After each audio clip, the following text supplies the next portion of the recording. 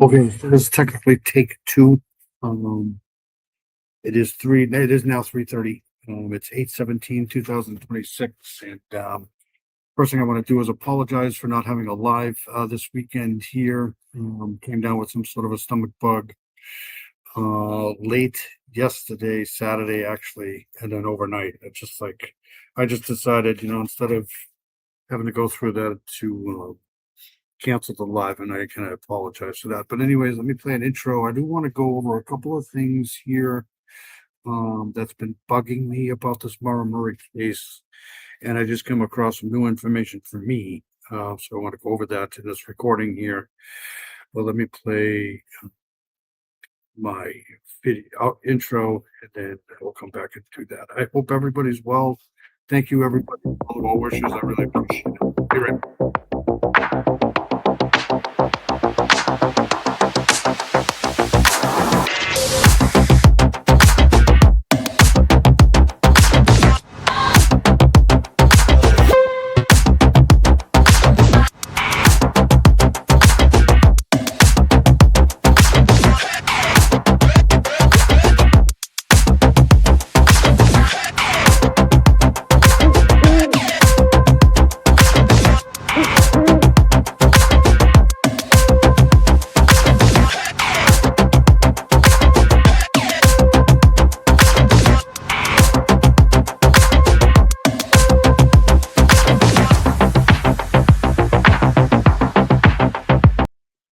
All right, so we'll do a little quick.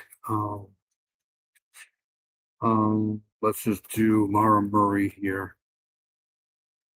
Quick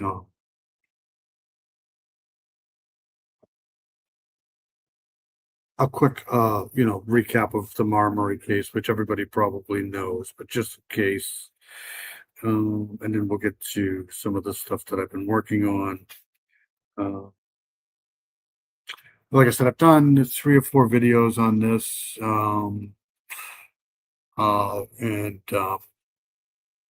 And there's a couple of things that are new to me, and I want to just kind of actually let's do it this way here.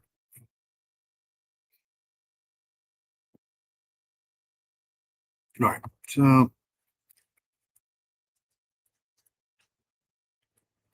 right, so Maura Murray she's a 21-year-old nursing student at the University of Massachusetts Amherst. She vanished on the evening of she vanished about 7:40, 7:50, February 9th, 2004. Following a single car crash on Route 112 in Haverhill. We'll get there in a minute, in New Hampshire.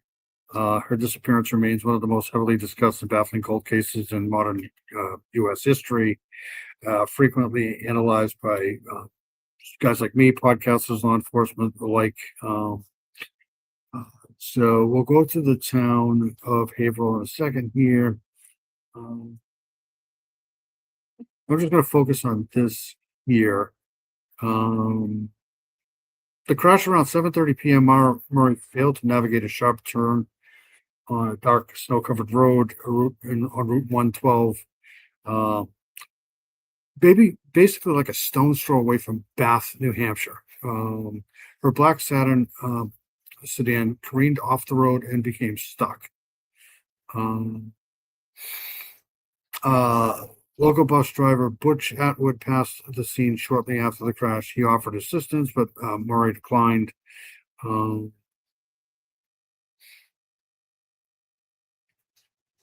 This is important too here, I think. Just 15 minutes after the initial collision report, they found a locked car with deployed airbags. So the airbags got deployed. There was that much force where the airbags got deployed, and the alcohol inside.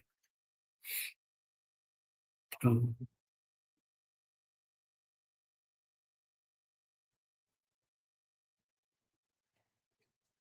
these are the 3 main theories here. You get foul play, and I just heard tonight that it's being considered suspicious. At the time, they didn't think that. Just like any case, I mean, and I've come to kind of, I don't know what happened. I don't know what happened. I don't claim to know what happened, but I can kind of understand, if you understand, you know, up here a little bit, Woodsville, New Hampshire, Haverhill, New Hampshire, um, there may be one cop up there. So the one cop that responded to this, he didn't believe that there was anything suspicious going on at all. I mean, you had a car crash into the woods pretty much on the side of the road. No driver, no occupant, alcohol in the car. And you had you had everything, everything you could believe would be just like an abandoned car. So I don't blame the officer at all on this. Um, and then the first one, so okay, so the first one's foul play. We get that exposure to the elements and voluntary disappearance. So voluntary disappearance would mean speculation initially centered on whether she was intentionally staging a disappearance.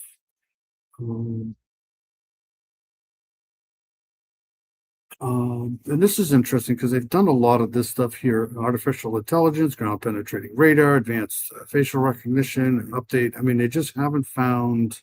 But anyways, let's get to.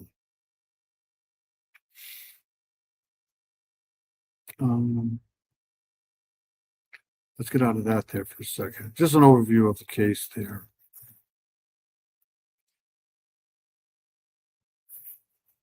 I'm going to go first to the crash scene.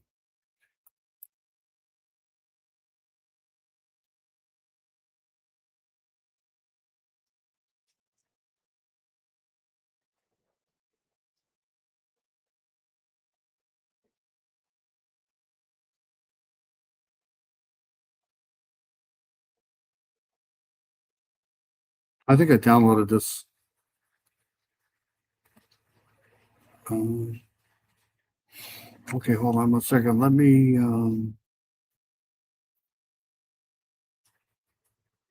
Hold on 2 seconds. Let me share this.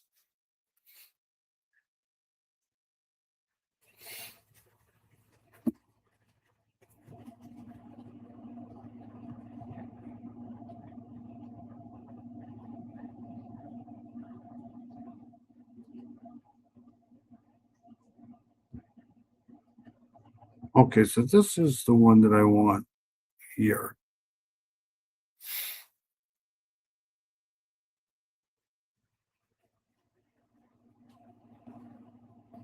But I can't blow this up. Do I have this? No,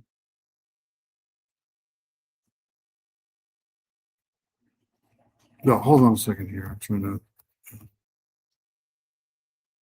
I should have music running. Uh, I guess I can do that.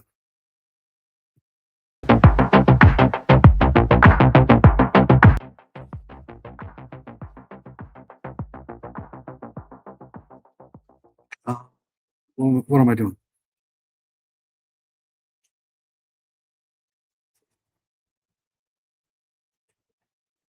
Almost did it again. Hold on a second here. Let's do this one. Okay, so this, I can just pause this here. Let's turn the sound on here, but this will give us what we're looking for, I think, here. Okay, so let's play this.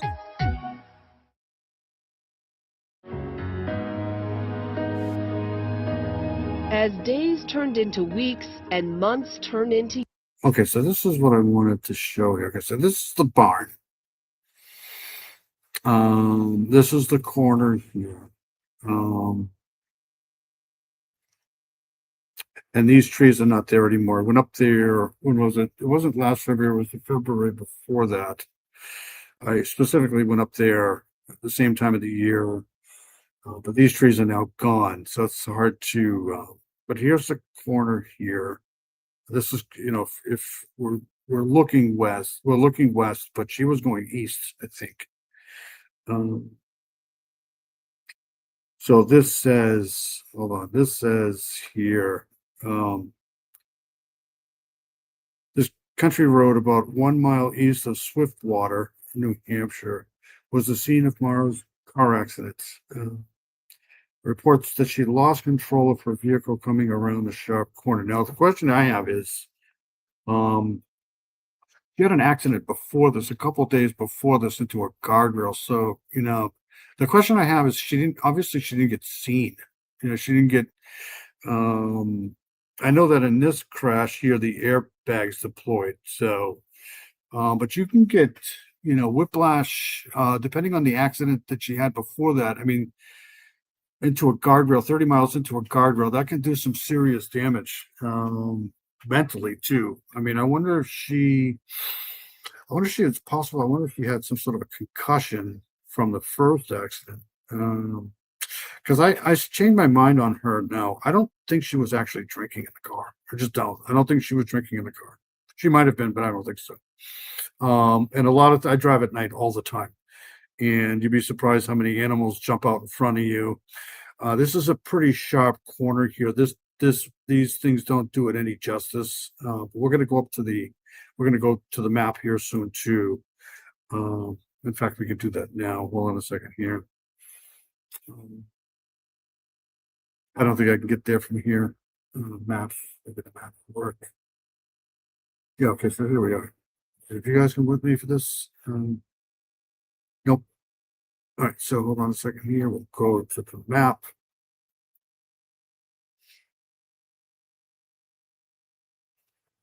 Yeah, right here. Okay, so I've done this 1,000 times and I get it wrong every single time.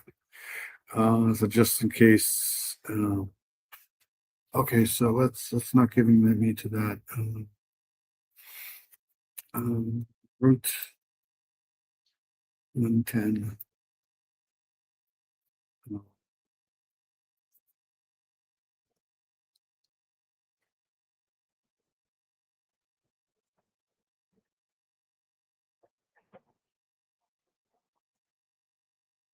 So this is basically the Kangamangas Highway. So this is well, it's part of the Kangamangas Highway here. So we're going to go back. Um,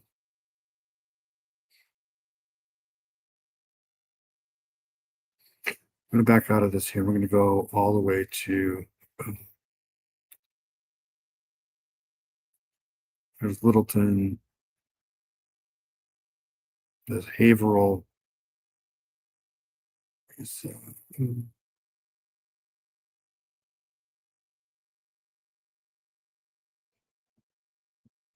why is this doing this thing? We're right here. Okay, so we need to go right there.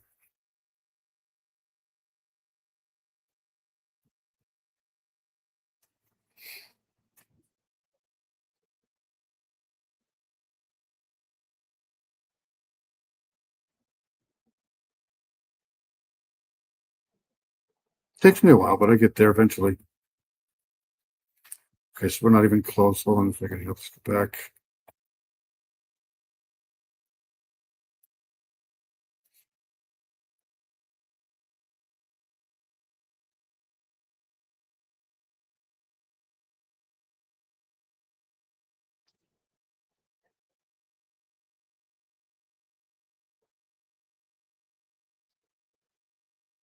Okay, so I just need to turn around now. All right, so we did it. We figured it out. Mm,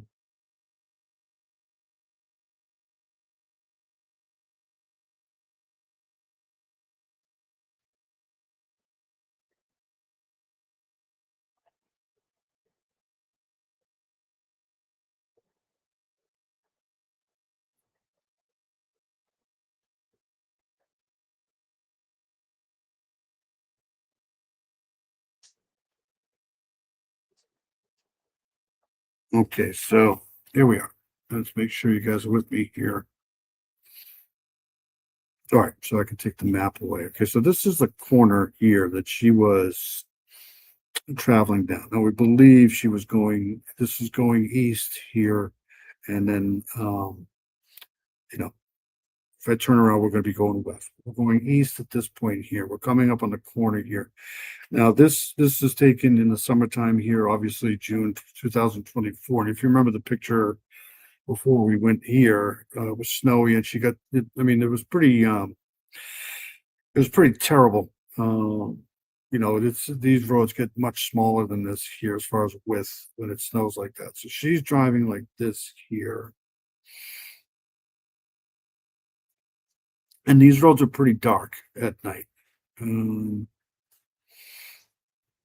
And you probably got some, if there's any type of falling snow, it's about 7:30, 7:40 at night. So around February, you can get some refreeze at night too, especially if there's some melting from the sun during the day. I don't know the actual weather at night, but regardless, so here we're going east. Now, why she was here, I don't know. I don't know why she would have been going down this. This is basically, like I said, this is basically the Kangamangas Highway. If you start here, you go all. I mean, this is a horrible drive. You don't want to take this drive at night in the wintertime. This is things can get pretty slick quick here. I mean, you're going down in and out of the mountains here. Um, so things can get rather terrible quickly. So I have no idea why she was on this road. Uh, okay, so here's I have a feeling though, and this is my gut feeling. I have a feeling because I've been up there, numerous times, when I was younger too, and covering this case here. But the exit ramps are few and far between as soon as you get, up into this area here. So she might have gotten off the highway if she was having car trouble. Now we know her car should have never been on this trip anyways. But she could have had car trouble. Um, and I know back in 2004, payphones, some payphones, the old payphones that you put quarters in, still worked. And I know that because I used to use them back then. 2004, cell phones were a thing, but service up here, um, and I'm going to get into that in a minute with the cell phone stuff. But I'm wondering if she got off the highway here to come. Maybe she was having trouble with her car, and she was getting off the highway to maybe use that payphone to call somebody to say, "Hey, meet me here, such and such place," because there's no reason why she would get off here unless she's heading. You know, I don't understand why she would take 91 if she's going to where they said she was going to. Past Lincoln, east of Lincoln. Um, she would have probably gone up 93 and then come up to get into. I don't know why she took 91. Um, but anyways, regardless, so she comes up 91. She gets off the exit here. Center of town here is Woodsville here. You're basically right on the border here of Vermont when you're in Woodsville. So um, I'm assuming that she was, she's probably meeting somebody up here. I would. I'm not saying that that's what happened. I'm just saying that maybe she ended up going down this road here because she was going to meet up with somebody because the car was having issues. But anyways, okay. So let me get out of this here. So here's the turn here. So you see here that this turn here is pretty. It's not a hairpin turn, I don't think, but it's definitely, if you're not used to this in the dark, you can definitely, especially if there's ice on the road or if a deer, I mean, up here, deer run across the road all the time. They could care less. They'll just dart right out in front of you. I'm not saying that's what happened, but you know, um, deer are notorious for running out in front of your car here or running into your car. Or moose. I mean, moose. There's moose up here, so I'm just saying that she might have been going into this corner here, and something might have tried to get out in front of her here. And I don't think the roads were that snow packed, so they if there was any tracks, they probably wouldn't have been on the road. Whatever. So they're saying that she lost. I had the accident report too that I pulled up a long time ago, actually. But anyway, she gets into this corner. The reason why I'm doing this again here is because, okay, so here's the accident. The accident's going to happen in here somewhere. So she's gonna go into the. Actually, let's go back a little bit here. We don't have to. So she comes around the corner here. She's into this, basically right after this flagger here. And she goes up into this embankment here and she turns around. Her car spins around and now she's heading. When her car finally comes to a stop, she's actually facing west in the eastbound lane. So she's basically facing, towards us here. Which was strange. I don't know how she managed to do that, but so her car's facing west, in the eastbound lane. And what's important here now is so from here, and I can't figure out how to do this. I could go up here again and walk this. So,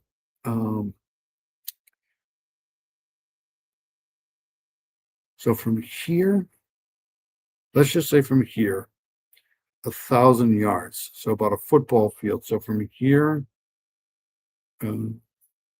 so they had dogs up there searching for her scent. And they said that the dogs took a scent trail from where the car was 1,000 yards. So basically a football field to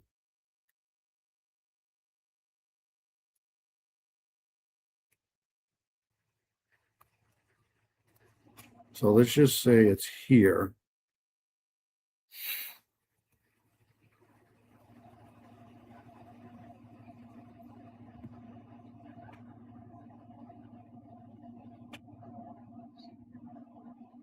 Let's just say it's here, right?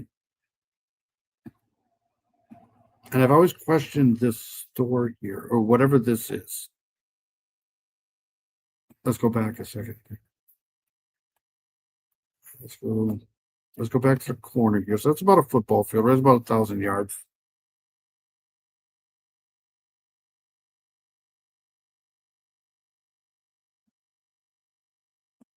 Goes around the corner here. This must be the lady here. I'm just assuming that this is the lady here that said she saw the crashed car out of her window. So I'm assuming that was the house there. I mean, what other house can you see in this barn? I don't know. Is this a residence? I don't think this is a residence here. It's a barn. So I'm assuming this is the house that recorded seeing her. That would make sense because it's right here. So this is her name. Get away from me. There's a school bus turning. So from here, it's about a football field length right there. It's about 1,000. I would say that's probably about 1,000 yards. Just by eyeball.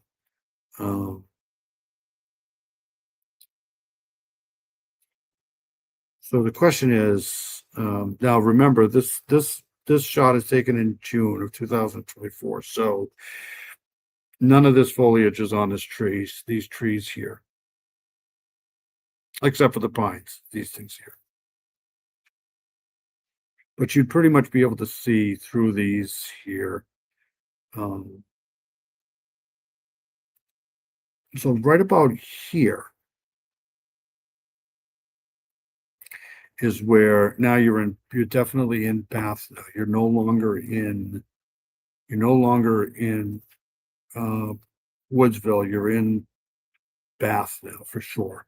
Because this sign here, that's what this marker is telling you, that you're now heading into Haverhill, right? And then on the backside of this sign is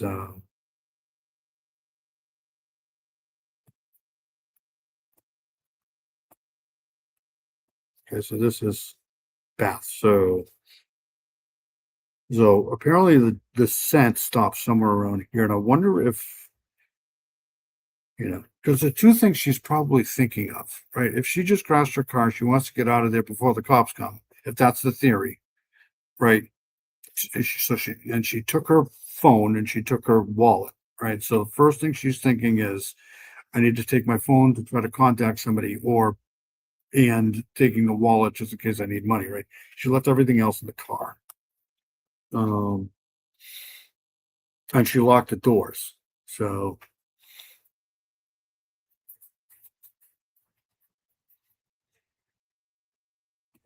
again, the two things that she's probably thinking of is, I need to contact somebody, I need to get warm, right? Because I don't think she was impaired. I just don't. I just don't think that she was. That's just my opinion. I didn't have that theory in the beginning, but now I'm starting to wonder if she was drinking at all. I think she was having problems with her car, and she got off this exit here to call somebody to meet her somewhere on this road or some, because this, in my opinion, there's no other reason to be traveling down this road. This is almost, you're asking for trouble, because this just goes down and down and down till you get to Lincoln. I mean, I'll drive this eventually for people to see this here, but this is not the road you want to be on at 8 o'clock at night in February. Trust me, it's just not good idea. There's nothing too. There's nothing, you're not going to get to any services, I mean, this is ski country up here. So, um, I don't even think, let's get this back here because they might have a legend on here for, you get the water. There's nothing. If she turns around and goes back west, she's going to go back into town here. So, but I think it's possible that she got off this exit here in Woodsville because of that phone sign, highway sign. How you have, the highway markers would have a gas, food, lodging, phone. Back in those, it's still up there too. I took a picture of that. Obviously, that phone now is probably not there, but back then in 2004, I know that the payphones were still a thing. And the one thing about a payphone is you can call collect without even having to spend a quarter, as long as somebody, you know. But that's if the payphone was even working, because I know that it's very, very unlikely that she had any cell phone service in this area whatsoever. It's just, she might have had some cell service. Now let's get into that. So I'll stop sharing that for a second here. Did I download this already? Hold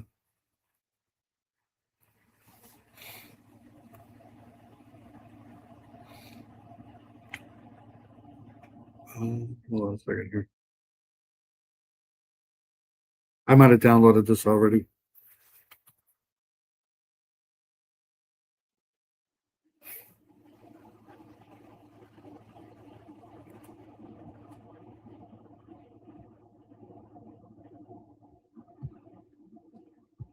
I don't know if my downloads here. I think I downloaded this cell phone stuff.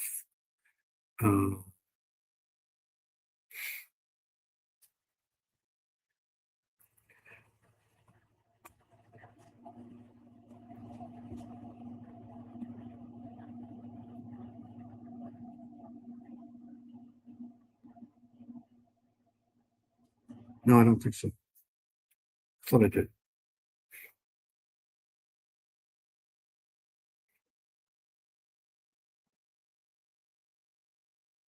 All right, let me download it now then. Give me 2 seconds here. Um,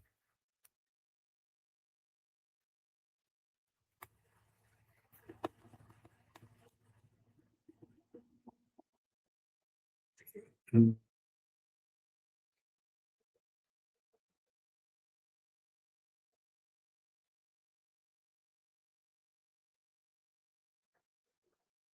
all right, here we go.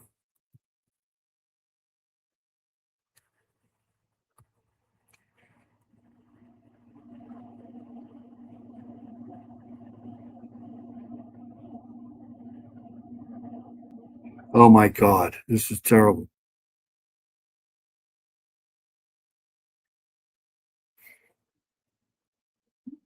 All right, I'm just gonna have to read this.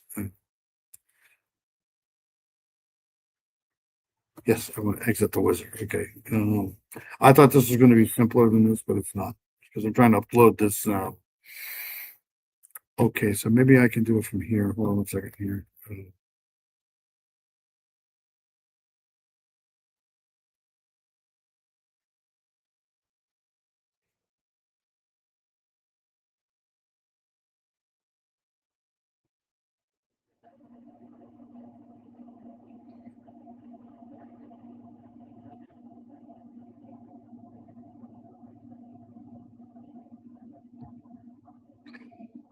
This is ridiculous. I can't believe I can't do this.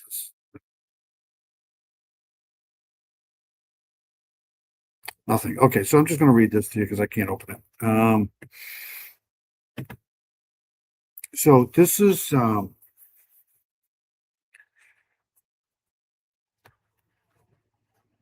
I print this?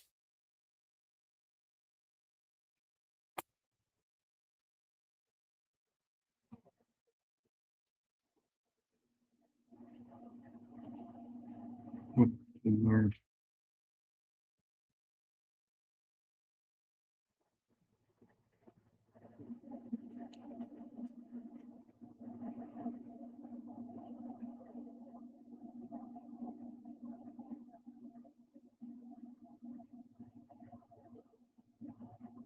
I'll give it one more chance.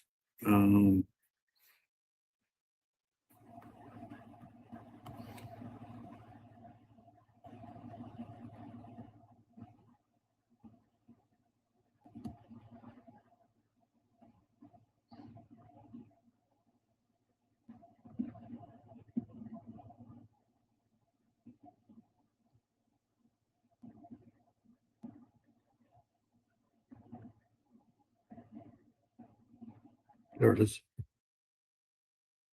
Ah,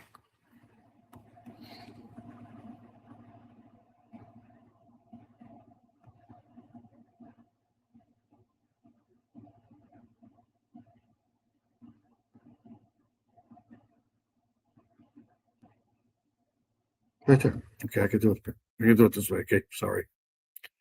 Um, okay, so make sure that's sharing.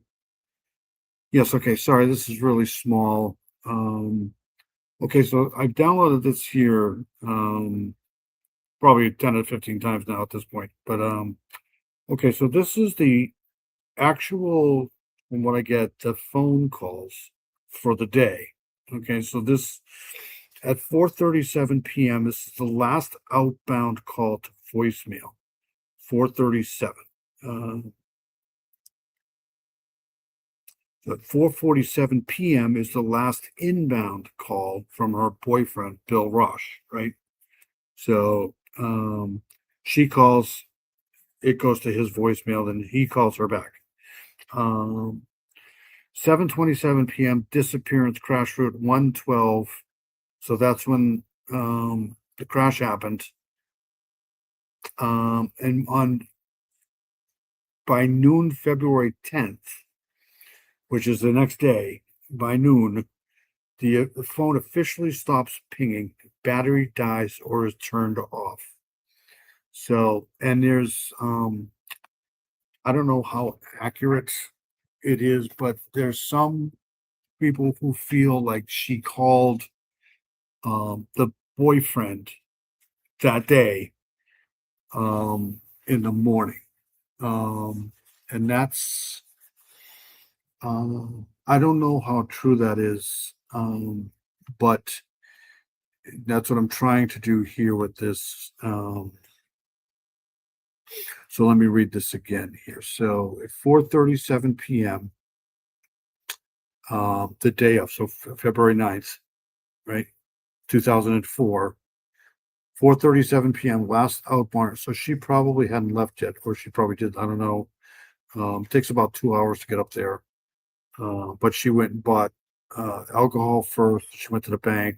Um, so 4:37, last outbound call to voicemail. So she's calling somebody and it goes to voicemail. At 4:43, last inbound call from her boyfriend. So her boyfriend probably calls her back. Bill Rush. I don't know if there was anything said there, but he's all the way in Oklahoma, I think so. 7:27 p.m. The disappearance, the crash report on Route 112 in Woodsville, New Hampshire. And the next day, on the 10th, by noontime, phone officially stops pinging, so there's no ping, and it's in probably because the battery is dead or it was turned off, maybe from the cold. So that's this is the information that I wanted to share tonight, is the phone pinging. Now, there's no record of any phone call out from that phone on the 10th that I can see. So I don't know how she would have called, because I do know, what I do know is that, years ago, you used to have the roaming calls. Like if you could be standing in one spot and not have cell phone service, and then literally walk 2 paces to the left or to the right. People used to do this all the time back then. They'd be walking around with their phone in the air looking for service. They still do that these days here, but so it's possible that she was able to find a signal for a text, especially for a roaming charge or something like that. So I don't know. I've been really desperate to get. I know it was Sprint. She had Sprint as a carrier. Let me check that too. What is Sprint before Sprint? Okay, so Sprint originated as the acronym Southern Pacific Railroad International Internal Network Telecommunications. So that's a long distance network created by Southern Pacific Railroad.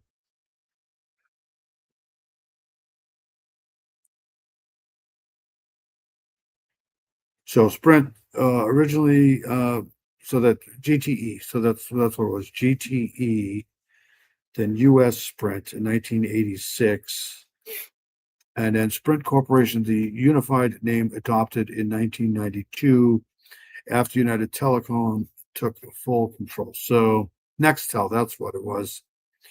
So how Sprint merged with Nextel.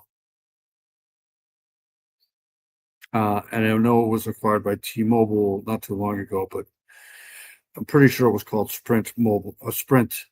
And I've been trying to get, the coverage. I know we had Sprint a while back up at the log cabin, up on the hill, and it was actually pretty good. It was a much better. To be honest with you, the signal was much better than Verizon. It's strange here in New Hampshire. It really is, depending on the towerage, where the towers are. But I do know that up there, it's going to be very, very difficult to get cell phone service, but it's not impossible. That's what I'm saying. It's not impossible. So it's possible.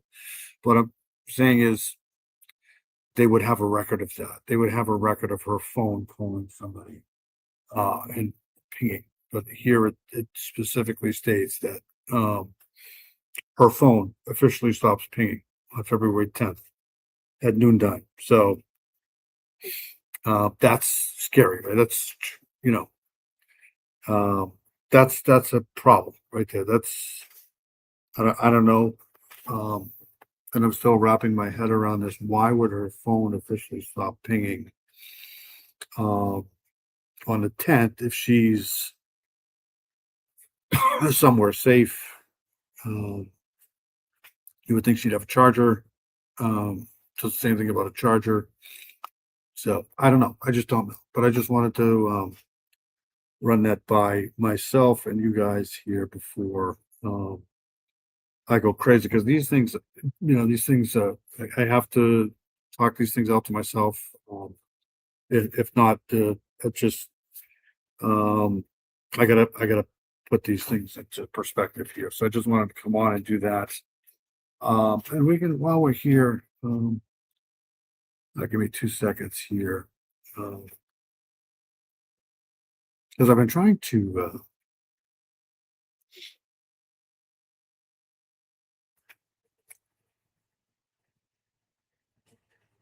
Hold on 1 second here while I play this here.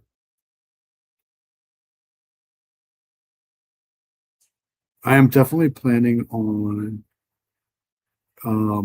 at some point doing a live maybe this week in addition to the weekly live that we usually do. All right, so I want to play this here. Hold on a second.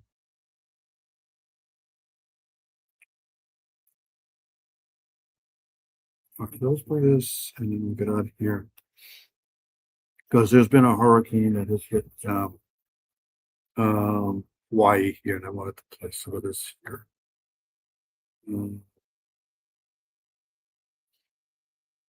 right, let's go here. So Hurricane Lala passes Hawaii, damaging homes, bridges, and power lines. And I know the Midwest has been getting pounded by rains too here, so but I just wanted to play this. Tropical storm Lala are still lashing parts of Hawaii as it continues to track westwards. Our Leah Kamana is live on the island of Oahu with a look at the damage. Leah, how are you doing tonight? Hi, Spencer. We are doing good. We've gotten drenched a few times by the rain today, but so far things have definitely started to calm down. We haven't had rain in a couple of hours, and the wind has definitely started to calm here on Oahu, but we do still have some flooding in the roadway, and trees are still definitely down from all that wind, but it's the Big Island that has experienced the worst of Lala. Horrific. It was just catastrophic. In an update Sunday, Hawaii Governor Josh Green said 100 houses or more have been damaged or lost in the storm. That brought winds up to 80 miles per hour and 32 inches of rain in some areas. The community of Pahala, which has about 2,500 residents, now completely isolated after a highway collapsed Saturday night under the force of rushing water and debris. We had water up to our front porch, which is about almost waist deep. Cars underwater. We have a propane tank that somebody's in our front yard. Troughs happened really quickly and just didn't have enough time. Meanwhile, on Oahu, this was just pure wind. I mean, it was just came roaring over. And you can see the way that the trees fell over here. the wind uprooted trees, brought down power lines, and even took one person's roof, while the rain caused flooding and mudslides. And though Lala had been downgraded to a tropical storm by the time it passed the state's most populated island overnight, residents described it like something they've never experienced before. It was like different from a hurricane. I mean, it was obviously a hurricane when it hit Big Island, but this wind was just brutal. The wind, I was watching cars. I live right above the Alawai, and I was watching cars that probably were going pretty fast, and the sheets of rain were just moving with the car, with the pace of the car. It was windy. Yeah, everyone's windows were banging. I can say, Spencer, I've never seen winds as strong as I did last night in my lifetime. We have had other tropical storms, but last night was definitely something different. Every time you thought that the winds were going to die down a little bit, it got even worse. And there's nothing more to describe it than what we just heard, which was just a loud roar. It was just constant all night long. Of course, recovery for the Big Island, it's going to take some time. Damage assessments are expected to take throughout this next week. Here on Oahu, crews were out and about trying to clear things up. They moved a lot of trees out of roadways today, but as you can see, we do still have many that are down. They're going to have to make sure they come through and clean up. As I mentioned, the rain, we haven't seen any in the last couple of hours, so hopefully it continues to stay dry and that'll allow some of this flooding to start to clear up. But for now, reporting in Waikiki, Leah Kamana, Fox 12 Oregon. So get out of that. I do want to bring up a map really quick while we're here. Here. I mean, the storm is pretty much past Hawaii now, the main islands, anyways. And you're doing something right. If you got, I mean, Hawaii is in literally the middle of the ocean. And these things don't. I was actually just talking about this last week. when I was covering the Atlantic over here. But you got to be doing something right to get hit by a storm out here. It's very infrequent. I don't know how many. I could probably look it up, but so this is a lot like here. It's basically been downgraded to a tropical storm now. It's still packing some 50 knots winds. The central millibar pressure is 997, but this will probably weaken over time as it goes out to these cooler waters here. But it's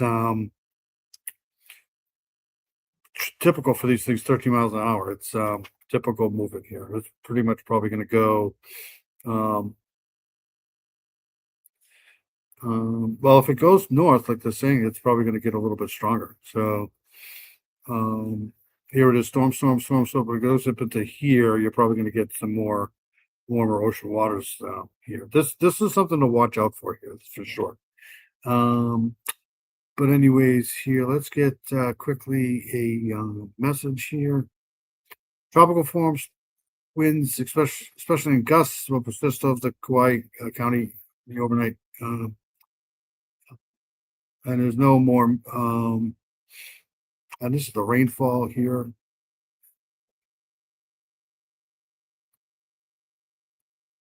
This is the thing with the rainfall. Rainfall is, once it gets up into the atmosphere here, isolated 6 inches of rain, and that could do quite a bit over here in the islands. But anyways, I just wanted to share that. I'll keep an eye on it for sure. All right, so I'm going to get out of here. Again, I want to thank everybody for all the well wishes. I really appreciate all you guys. You guys are amazing. I have the best chat in the world, period. You guys are, and I heard from Jenny, 8675309, so I'm very happy about that. Thank you for letting me know you're kind of okay. But anyways, I just wanted to say thank you guys for all your well wishes. I probably would have been at mush last night if I would have done a live. So, and I just want to try to keep the the potential health from my lives are pretty much firestorms, anyways. But anyways, I appreciate everybody taking the time off of the well wishes and stuff like that. So we'll be back next week on our True Crime Weekly. But I just wanted to bring this Maura Murray stuff up here. So let me play my outro and get the hell out of here. I hope you guys, like I said, hope you guys have a good week, and I'll see you guys next week. Take care.